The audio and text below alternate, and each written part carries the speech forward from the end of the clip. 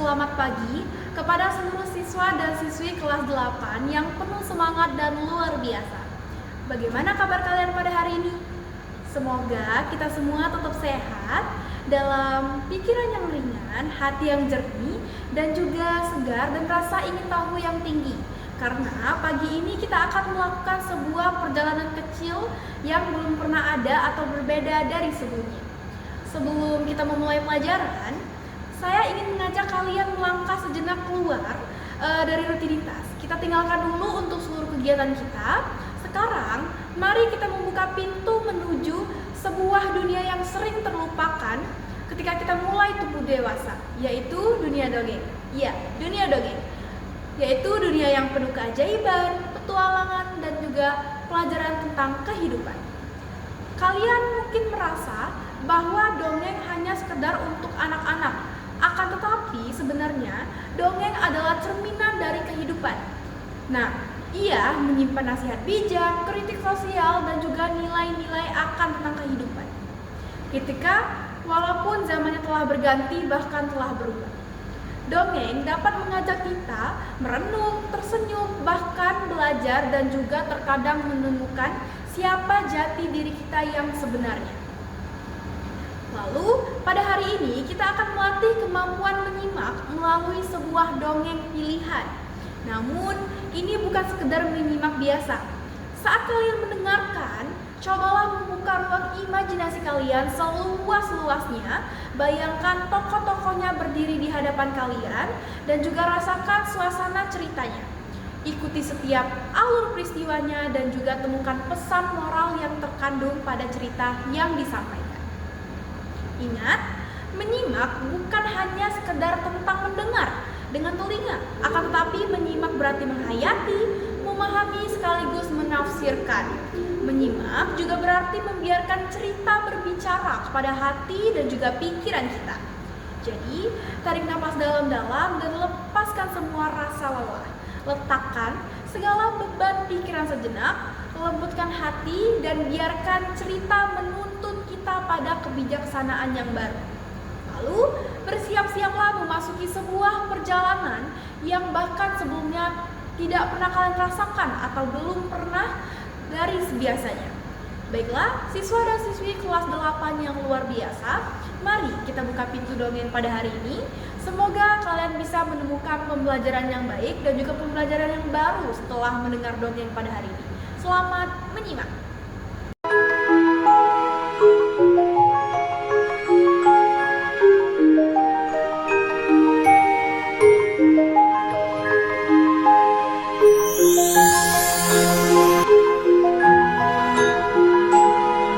Di sebuah kerajaan kecil yang terletak di pesisir Lampung, hiduplah seorang putri yang bernama Putri Sinar Alam.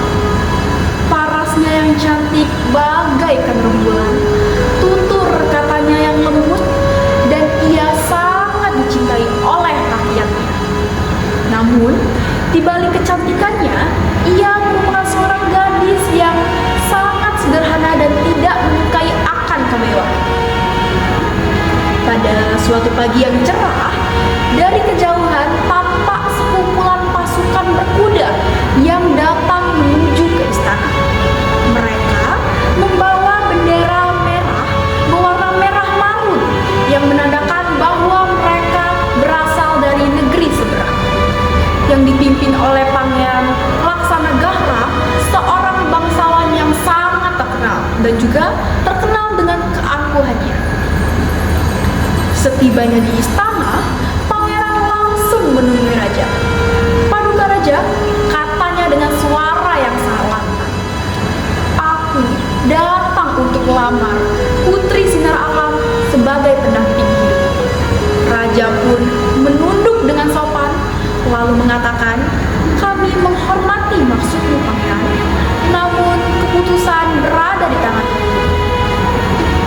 Lalu, Putri Sinar Alam pun dipanggil ke balairu. Ia berjalan dengan sangat anggun, namun wajahnya tampak gelisah. Tetapi pangeran tersenyum sombong begitu melihat. "Putri," ucap pangeran, "menikahlah denganku. Kerajaanku akan Mendengar hal itu, putri pun menghela napas secara perlahan. Dengan suara yang lembut, lalu ia menjawab, "Maafkan hamba, pangeran. Hamba belum siap untuk menikah. Hamba ingin menjalani kehidupan yang damai dan tidak terburu-buru." Mendengar hal itu, wajah pangeran langsung berubah menjadi masam. "Aku tidak menerima penolakan," katanya dengan sangat kejam. "Kau akan menyesal, putri." Lalu pangeran pun berbalik dan pergi meninggalkan balairung, membuat seluruh penghuni istana kepanikan dan juga ketakutan. Tidak lama dari situ, setelah kepergiannya, prajurit kerajaan membawa kabar buruk. "Paduka, Pangeran Laksanagahra bersiap menyerang kerajaan putri bila putri tidak ingin menikah dengannya." Saat itu pula, rakyat merasa gelisah, raja dan juga merasa sangat cemas, dan sang putri merasa bahwa dirinya menjadi beban. Pada malam itu juga, ia menangis di taman istana. "Jika aku tetap di sini, rakyat akan menderita karena kesalahannya," gumam sang putri. Dan Dayang Mayang, sahabat setianya, mencoba untuk menenangkan sang putri. "Putri, bukan salahmu untuk menolak. Setiap orang berhak untuk memilih." Lalu putri pun menggeleng secara perlahan. "Tapi aku ingin memilih mereka, meski aku yang harus berpulang." Pada keesokan malamnya, putri melarikan diri bersama Mayang dan beberapa pengawal setia. Mereka berjalan melewati pepohonan lebat menuju sebuah bukit yang disebut sebagai Bukit Batu Menangis. "Putri, apakah ini keputusan yang terbaik?" tanya dari salah satu seorang prajurit. Lalu putri pun mengangguk, lalu berkata, "Jika aku tidak ada, pangeran itu tidak akan punya alasan untuk menyerang." Perjalanan semakin jauh, hingga mereka menemukan sebuah celah batu besar menyerupai gua kecil. "Putri, lihat," seru si Mayang. "Di dalamnya ada batu berlubang seperti sumur." Dan lalu putri pun masuk ke dalam celah batu tersebut. Air jernih di sumur itu memantulkan wajahnya. "Aneh, mengapa airnya seperti memancarkan cahaya?" bisik sang putri. Setelah itu, terdengar derap kuda dari jauh. "Pangeran mengejar kita," kata salah satu seorang prajurit dengan semangat. Lalu putri menatap lorong itu sedalam-dalamnya. "Biarkan aku bersembunyi di dalam. Kalian kembali dan katakan bahwa aku telah menghilang." "Tidak, putri," kata Mayang dengan memegang erat tangan sang putri. "Aku tidak akan meninggalkanmu." Mendengar hal itu, putri pun tersenyum lembut. "Mayang, terima kasih. Tapi ini demi keselamatan banyak orang." Dengan berat hati, Mayang pun melepaskan tangan sang putri. Putri berjalan masuk semakin dalam. Namun tiba-tiba, lorong batu besar itu bergetar dan menimbulkan suara getaran yang sangat keras. Batu-batu besar di sekitar pintu masuk bergerak seolah-olah akan hidup. Mereka menutup celah itu secara perlahan-lahan. "Putri!" teriak Mayang sambil berteriak histeris dan menangis. Dari dalam terdengar suara putri yang samar tetapi jelas. "Maafkan aku, tolong lindungi rakyat kita." Setelah itu, keadaan menjadi sangat hening. Lorong batu sudah tertutup menjadi sangat rapat, seolah-olah tidak akan pernah ada kejadian atau peristiwa yang terjadi. Ketika pasukan Pangeran Laksanagahra tiba, mereka hanya menemukan Mayang dan para prajurit menangis di depan batu besar. "Di mana putri? Di mana dia?" teriak pangeran. Mayang pun membalas dengan suara yang sangat gemetar. "Putri telah menghilang, batu-batu telah menelan dirinya." Pangeran pun sontak langsung terdiam. Wajahnya yang angkuh tiba-tiba memucat tanpa berkata apa-apa. Ia langsung pergi meninggalkan tempat tersebut. Raja dan rakyat datang ke tempat. Mereka menangis dan berduka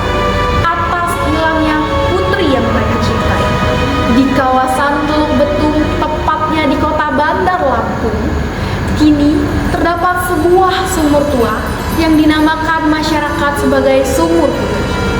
Tempat itu bukan sembarang sumur, karena menyimpan kisah legenda dari seorang putri yang anggun, pemberani, yang kisah hidupnya berakhir dengan tragis.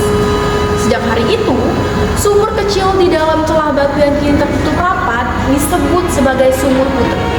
Orang-orang percaya bahwa roh putri sinar alam masih menjaga rakyatnya. Konon, pada malam tertentu, terdengar suara lembut dari biniknya. Jagalah kedamaian, jagalah kedamaian. Air sumur itu juga tidak pernah kering, seolah-olah menjadi simbol pengorbanan sang putri yang abadi. Demikianlah dongeng tentang Sumur Putri, sebuah kisah lama yang lahir dari tanah Lampung dan diwariskan secara turun-temurun sebagai pengingat bahwa keanggunan, ketulusan, dan juga hati yang bersih akan selalu membawa kebaikan bagi diri sendiri maupun untuk orang lain. Di dalam cerita ini juga kita dapat belajar bahwa kecantikan bukan hanya tentang rupa, akan tetapi tentang sikap yang lembut, perkataan yang menyejukkan, dan juga kesediaan untuk menjaga keharmonisan antar sesama. Sumur Putri bukan sekedar tempat yang menyimpan air jernih, akan tetapi sebagai simbol dari hati manusia. Semakin bening seseorang menjaga jiwanya, semakin jelas pula ia akan mendapatkan kebenaran. Begitu pula dengan sang putri di dalam dongeng ini. Ketabahannya menghadapi cobaan, keikhlasannya menerima takdir, dan juga kebijaksanaannya dalam memilih jalan hidup itu menjadi teladan sekaligus menjadi contoh bagi kita semua.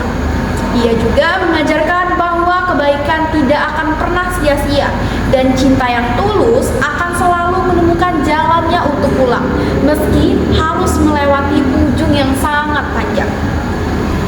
Dari kisah ini juga mengingatkan kita bahwa setiap perbuatan itu memiliki pantulan, layaknya air sumur yang memantulkan wajah orang yang menatapnya. Ketika hati kita penuh dengan kejujuran, dunia akan membalasnya dengan ketentraman dan juga kedamaian.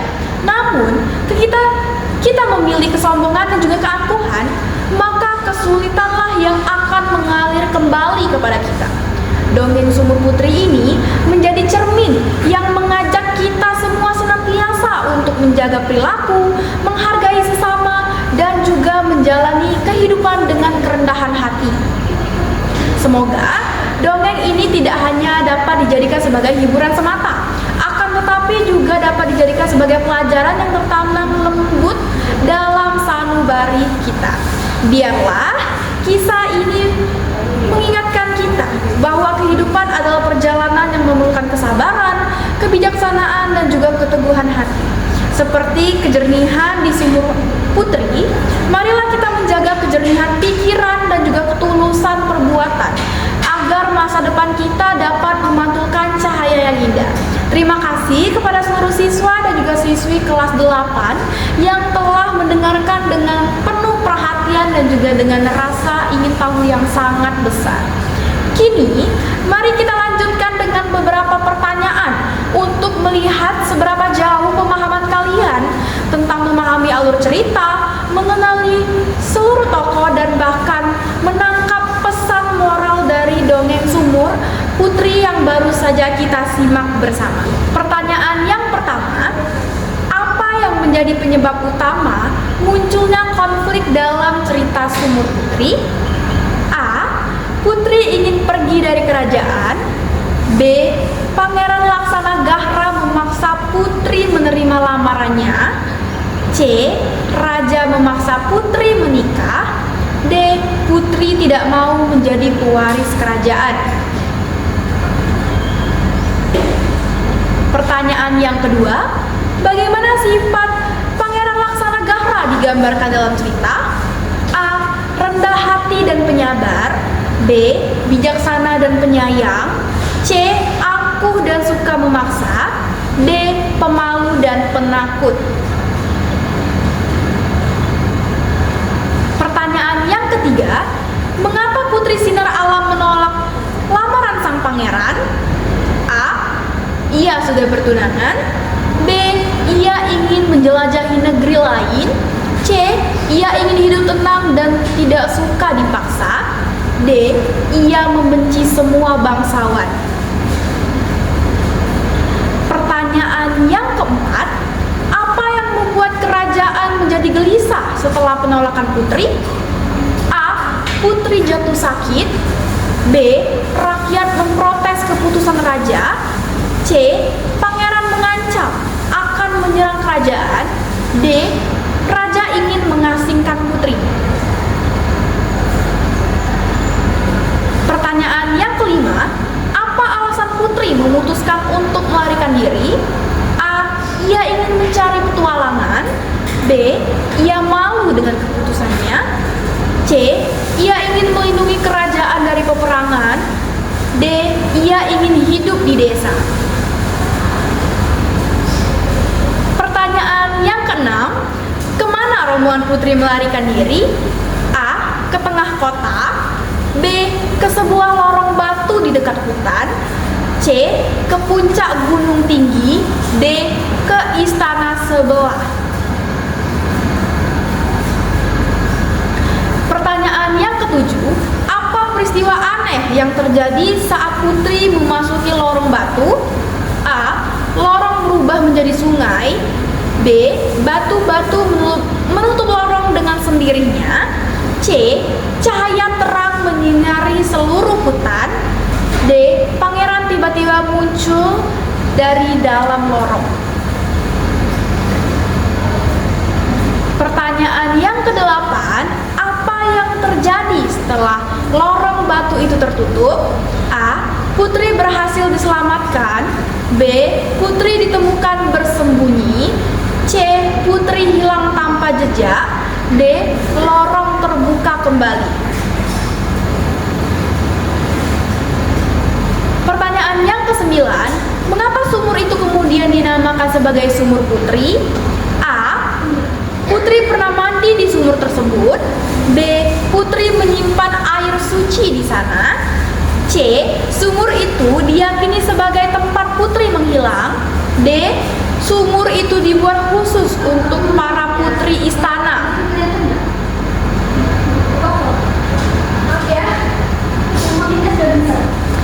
Pertanyaan yang terakhir atau pertanyaan yang ke-10, nilai moral apa yang paling menonjol dari legenda ini? A. Kekuasaan adalah segalanya. B. Cinta harus dipaksakan. C. Pengorbanan demi kedamaian itu mulia. D. Pelarian adalah tindakan dari pengecut. Sampai jumpa pada cerita berikutnya. Teruslah membuka telinga dan juga hati kalian untuk mendengarkan setiap kisah yang datang. Karena setiap cerita memiliki cahaya kecil yang dapat menerangi langkah kita. Seperti dongeng Sumur Putri yang baru saja kita dengarkan. Kisah ini bukan hanya tentang seorang putri dan juga sebuah sumur tua yang terkenal karena kejenihannya, akan tetapi juga tentang perjalanan hati, ketulusan, serta pentingnya menjaga diri dari sifat sombong dan juga tergesa-gesa. Kalian telah menjawab beberapa soal untuk melihat seberapa teliti kalian memahami alur cerita Sumur Putri, siapa saja tokohnya, apa konflik yang muncul, dan juga nilai-nilai apa yang hendak disampaikan. Semoga latihan kecil tadi bukan hanya menguji ingatan, akan tetapi melatih kepekaan kalian dalam menangkap makna hidup yang tersirat. Karena dongeng sama seperti air bening dalam Sumur Putri, selalu memantulkan kembali sesuatu yang tersirat kepada kita. Jika hati kita jernih, maka pelajaran yang dapat kita ambil pun semakin jelas.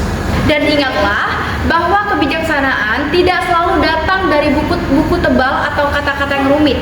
Terkadang ia hadir dari kisah sederhana yang diceritakan secara turun-temurun. Dongeng Sumur Putri ini mengingatkan kita bahwa kerendahan hati akan mengangkat derajat seseorang.